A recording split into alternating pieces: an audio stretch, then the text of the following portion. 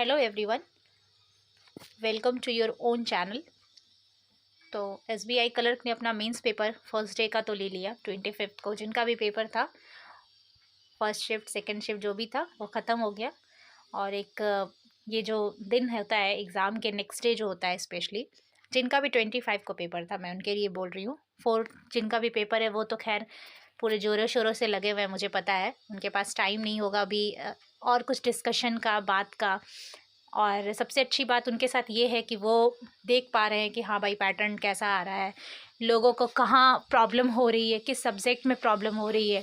तो ये सब बड़ी अच्छी चीज़ हुई है आप लोगों के साथ कि आपको इतना टाइम मिला है, 1 हफ़्ता एक्स्ट्रा।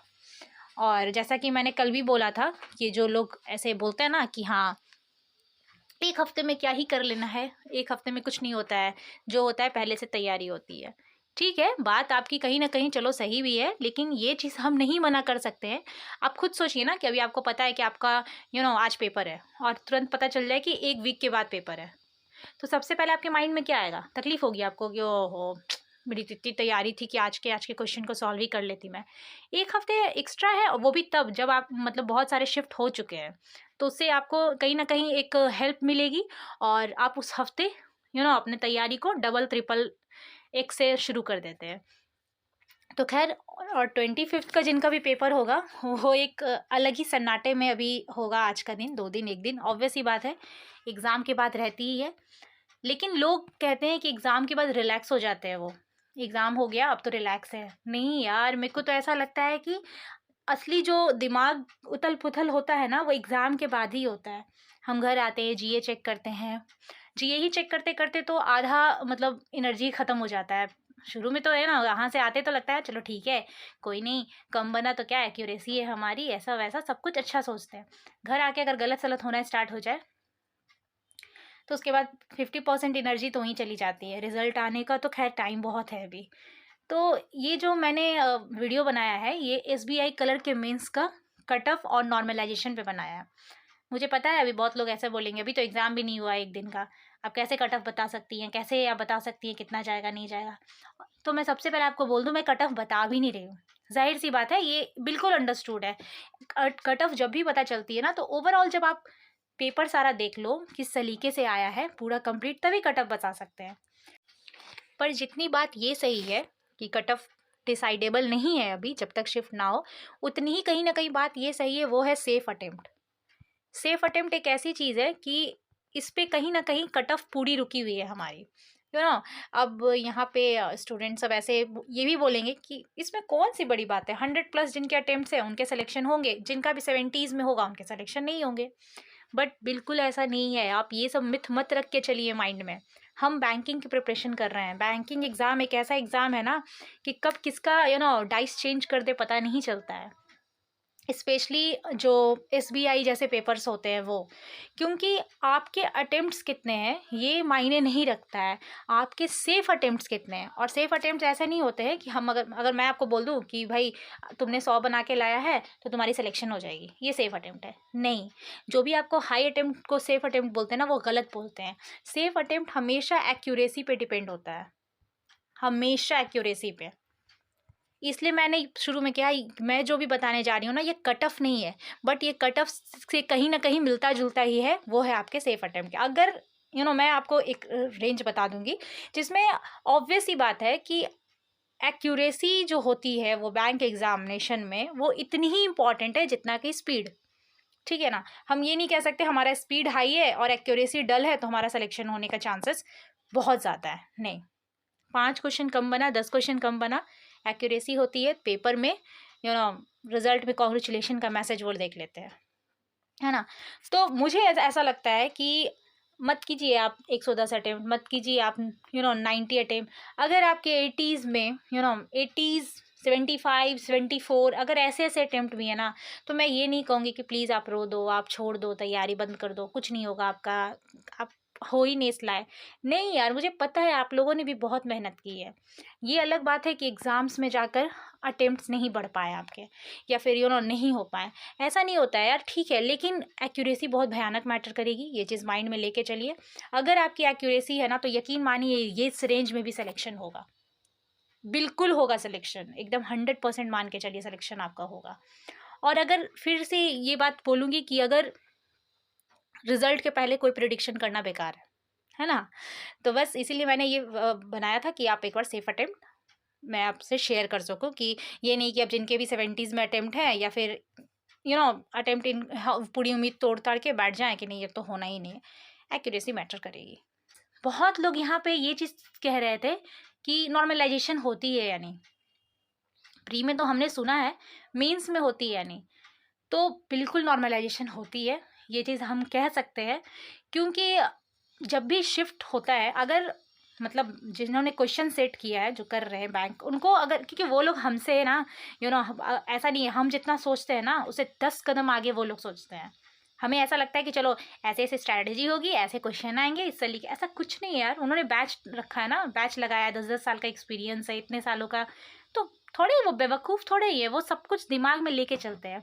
अगर क्वेश्चन का लेवल ऊपर नीचे बहुत ज़्यादा रहा तो नॉर्मलाइजेशन होगी, एकदम यकीन मानिए वो होगी, चाहे वो प्री हो मेंस हो। क्योंकि मेंस तो यही इकलौता ऐसा है जहाँ जिसके शिफ्ट अलग अलग होते हैं। नहीं तो बाकी सारे में देख लो, आरआरबी, आईबीपीएस जो भी, उसमें सबसे सही ये होता है कि एक शिफ्ट में होता है, कोई नॉर्मलाइजेशन का लफड़ा नहीं, जितना जिसको आ रहा है सो आ रहा है। तो मुझे बस ये बताइएगा, जो भी सेकंड शिफ्ट के वाले थे, जिन्होंने भी ये जो भी ये वीडियो देख रहे हैं सेकंड शिफ्ट से, ये फर्स्ट शिफ्ट तो मुझे पता है कैसा था, क्या था, नहीं था।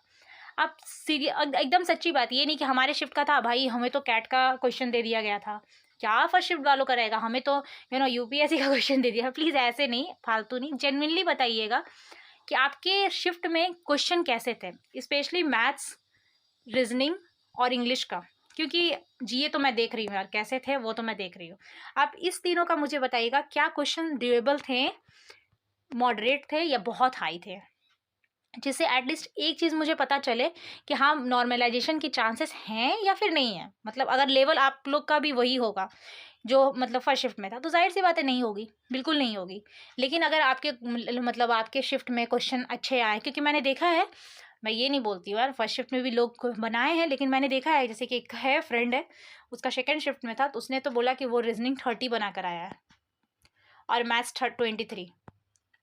जबकि मैं इसके साथ मतलब जब टेस्ट वेस्ट लगाती थी तो ठीक था, मतलब ऑब्वियस सी बात है कि कोई मेंस लिख रहा है बंदा तो उसमें काबिलियत है। लेकिन जब 30 क्वेश्चन रीजनिंग में बन रहे हैं, अगर 4-5 एनालिटिकल को हटा के भी, तो इसका मतलब ये क्वेश्चन उसमें डुएबल थे, है ना? क्योंकि फर्स्ट शिफ्ट में तो मैंने देखा, तो रीजनिंग काफ़ी पजल बहुत ही ज़्यादा कॉम्प्लिकेटेड उन्होंने दिया था। तो इसलिए मैं बता रही हूँ कि अगर आप सेकंड शिफ्ट के ना, तो मुझे ज़रूर बताइएगा कि ये जो हो सकता है कि आप बहुत ज़्यादा एक्स्ट्रा टैलेंटेड बंदे हैं, तो वो 30-25 बना कर आ रहे हैं, तो डुएबल क्वेश्चन थे या नहीं, कि मैथ्स में अगर एक एवरेज स्टूडेंट बैठता है तो कितना क्वेश्चन बना के आ सकता है उसमें से, ये मुझे ज़रूर बताइएगा, जिससे एटलीस्ट ये पता चल जाए कि नॉर्मलाइजेशन होगा या नहीं। क्योंकि उसमें भी मार्क्स बढ़ते और घटते हैं, और इसका मतलब जीता जागता सबूत अगर कोई हम लोग देख सकते हैं तो वो प्री में देखते हैं। बहुत लोग ऐसे होते हैं 80+ बना कर आते हैं और नहीं हो पाता है उनका, जबकि 60 नहीं, 50 तो ज़्यादा कम हो गया, 60 से 70 के बीच में भी बनाते हैं और एक्यूरेसी तगड़ी होती है, तो उनका पेपर निकल जाता है। ये चीज़ तो देखने, और एसबीआई से भयानक नॉर्मलाइजेशन तो कोई करता भी नहीं है, ये झुटला नहीं सकते हैं कि अगर क्वेश्चन का लेवल टफ है ना, तो भाई साहब 1-2 मार्क्स तो देकर ही जाते हैं वो लोग। तो ज़रूर शेयर कीजिएगा अपने अटेम्प्ट्स, और डुएबल क्वेश्चन कितने थे ये ज़रूर दीजिए, बताइएगा कि उसमें मतलब क्या था। मतलब अगर नहीं भी बहुत ज़्यादा हाई लेवल है तो वो कितने क्वेश्चन रीजनिंग और मैथ्स में बना के आ सकते हैं। इंग्लिश जबकि फर्स्ट शिफ्ट में भी डुएबल था, इंग्लिश सही था, इंग्लिश में मतलब 1-2 पैसेज, ऑब्वियस सी बात है कि मेंस का पेपर है तो पैसेज तो 2 देंगे ही। तो इस तरीके से ओवरऑल पेपर था। जब क्योंकि ज़ाहिर सी बात है, जब एसबीआई 3 शिफ्ट में पेपर ले रही है तो उन लोगों को भी बहुत परेशानी होती होगी। ऐसा नहीं है कि हम लोग तो चलो ठीक है, स्टूडेंट एज अ सोचते ही है कि क्यों ये लोग 2 शिफ्ट कर रहे हैं, 3 शिफ्ट कर रहे हैं, जबकि उन्हें भी प्रॉब्लम होती है यार। सोच रहे हैं आप, मेंस का पेपर 3 सलीके से सेट करना, लेवल इतना हाई ना जाए कि नॉर्मलाइजेशन होने में उनको प्रॉब्लम हो, उनको भी प्रॉब्लम आती होगी। ऐसा थोड़ी है कि बस चलो ठीक है एक के साथ जागती कर देंगे, एक के साथ, उनको किसी से भी प्यार नहीं है और किसी से भी पर्सनल दुश्मनी नहीं है। ये चीज़ आप रख लीजिए, ठीक है ना? ऐसा नहीं है कि एसबीआई वाले चलो ठीक है तुम बड़े खूबसूरत दिख रहे हो तो वो तुम्हें नॉर्मलाइजेशन से ले लेंगे, और जिनका नहीं हुआ उसको छोड़ देंगे कि नहीं चलो ठीक है तुम मुझे अच्छे नहीं दिख रहे हो। ऐसा नहीं है, ये लोग कभी किसी के साथ बायस नहीं करेंगे, ज़ाहिर सी बात है। ये लोग अपना हिसाब से सही सोच कर करेंगे। तो बस इसलिए बनाया था, आप प्लीज़ कमेंट कीजिएगा ताकि ये एटलीस्ट पता चल जाए। और कट ऑफ तो खैर ये तो बात अलग है, वो तो जाहिर सी बात है, वो 4th वाला पेपर होने के बाद ही मैं कंफर्म बता सकूँगी। लेकिन सबसे पहली बात कट ऑफ जो होगी ना, वो चीज़ सब SBI में तो आपको पता है ये क्लर्क है, तो जितने भी स्टेट होंगे सबके अलग अलग कट ऑफ जाएंगे। ऐसा नहीं है कि अगर मैं बता दूँ कि इतना होगा तो वही कट ऑफ जाएगा, है ना, ऑब्वियस ही बात है। और है 1-2 स्टूडेंट का मेरे नज़र में जिनका 4 का पेपर है, तो उनसे भी पूछ कर मैं बताऊँगी कि हाँ भाई पेपर का लेवल क्या था, कैसा था। तब तक वो लोग मज़े से पढ़े, और जिनका एग्ज़ाम हो गया है वो अच्छा गया है तो मज़े कर रहे होंगे, नहीं अच्छा गया होगा तो आगे का सोच रहे होंगे। क्योंकि ज़िंदगी का दूसरा नाम ही होता है कि भाई एक देखो, अगर हुआ तो सही, वरना मतलब ऑब्वियस ही बात है, सोचना ही पड़ता है यार। बैठे रहने से तो मुझे लगता है कि कुछ और भी एकदम दिमाग एकदम ख़राब हो जाता है, कुछ काम ही नहीं करेगा, आपको कुछ समझ में नहीं आएगा, सही चीज़ें भी गलत दिखेंगी आपको, है ना। और अल्टीमेटली क्या होगा ना कि आप अपने जो आपका रियल नेचर है ना वो आप भूल कर आप चिड़चिड़े, इरिटेटिंग और पता नहीं क्या क्या आपके माइंड में आएगा। सबसे बड़ी बात ना, निगेटिविटी बहुत हाई लेवल की हो जाती है। जब भी हम कमज़ोर होते हैं ना मेंटली, तो निगेटिविटी बहुत हाई होगी और आपको समझने भी वो नहीं देगा कि हाँ आपको क्या करना है। इसीलिए आराम से रहिए, अपना ख्याल रखिए और रिज़ल्ट आने का वेट कीजिए। अपने से प्रेडिक्शन मत कीजिए क्या होगा नहीं होगा, रिज़ल्ट आने तक का वेट कीजिए। Thank you so much and thank you so much.